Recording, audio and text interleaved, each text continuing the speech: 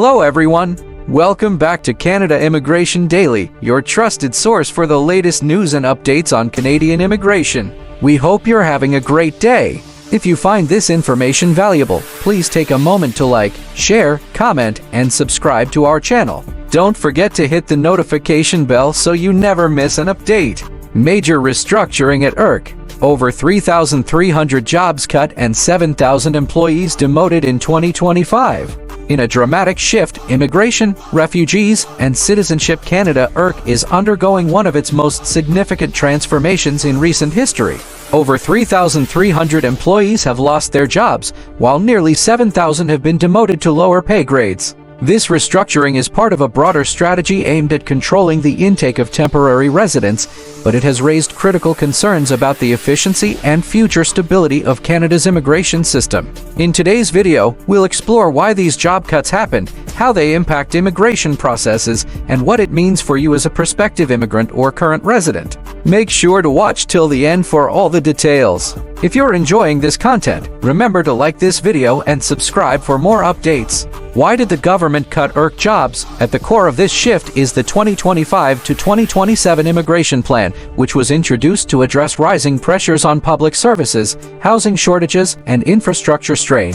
The Canadian government has been tightening its immigration policies, particularly by capping international student permits to prevent misuse of student visas, reducing temporary resident numbers to ease pressure on housing and public services, scaling back temporary worker programs, especially in industries with high employment rates. The rationale given by the government is that fewer incoming temporary residents mean less need for processing staff. However, critics argue that this explanation is overly simplistic, as demand for immigration services remains high due to 5 million temporary residents currently in Canada, requiring extensions and new pathways to permanent residency. Growing numbers of refugee claimants due to global conflicts in regions like Ukraine, Gaza, and Africa. Canadian industries that depend on foreign workers, such as construction, healthcare, hospitality, and manufacturing. The result? A massive cutback at IRCC that risks delays, backlogs, and service disruptions in Canada's immigration system. The human cost, job losses, and low morale at IRCC. These layoffs are not just numbers on paper, they represent real people facing financial uncertainty.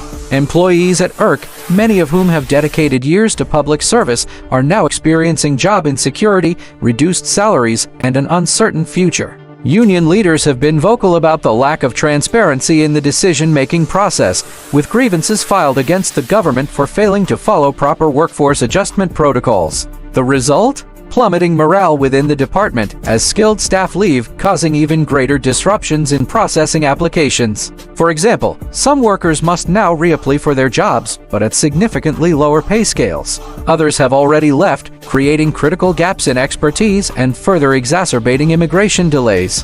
Backlogs and delays. How these cuts impact immigrants. Even before these layoffs, Canada's immigration system was struggling with severe processing backlogs. The cutbacks will likely make these delays worse, affecting permanent residency applications, postgraduate work permits for international students, labor market impact assessments, LMIA for employers hiring foreign workers, family reunification applications. For instance, graduates from Canadian universities may now have to wait over 5 months for a work permit, while businesses in healthcare and construction could face delays of a year or more in hiring essential workers. If you find this information useful, please remember to like this video, subscribe, and leave a comment below about your thoughts on these changes. Rise of private immigration consultants, a cause for concern? As IRCC staffing is cut, more people are turning to private immigration consultants for assistance. While some are legitimate, others exploit desperate applicants by charging exorbitant fees while offering misleading promises. This shift risks creating a two-tiered system where only those who can afford expensive immigration services receive timely and professional support, while others struggle through an increasingly complex and understaffed public system. Refugee crisis. Canada's capacity to respond is weakening. Another growing concern is how these cuts will affect Canada's role in global refugee resettlement. With conflicts around the world displacing millions, Canada has historically played a major role in welcoming refugees. However, these new staff reductions mean longer wait times for refugee claims, leaving many in a state of limbo. Refugee claimants may now wait years for their cases to be processed, limiting their ability to work, reunite with family, or establish a new life in Canada. This is a stark contrast to Canada's long-standing reputation as a leader in humanitarian efforts. Is Canada's immigration system at risk of collapse? Many experts believe that Canada's immigration system is reaching a breaking point. With fewer IRCC employees, rising application backlogs, and government budget cuts, immigration processing is slower and less efficient than ever before. Some provinces are considering expanding their provincial nominee programs to bypass federal delays, but this could lead to unequal access to immigration favoring those with high skills, financial resources, or personal connections. The risk? A fragmented system where wealthy and well-connected applicants gain quicker access, while others struggle through endless red tape. What needs to be done to protect the integrity of Canada's immigration system? Experts argue that the government must ensure stable funding for IRCC to handle application volumes efficiently. Treat immigration as essential infrastructure, like healthcare or transportation. Prevent over-reliance on private immigration consultants, ensuring fair access to services. Address backlogs urgently by rehiring experienced staff or implementing faster processing solutions. Without these changes, Canada risks losing its status as a world leader in immigration policy. Final thoughts? Have your say. This massive shakeup in Canada's immigration system is already having significant consequences. What are your thoughts on these changes? Do you think the government's actions are justified, or will they lead to a crisis in immigration processing?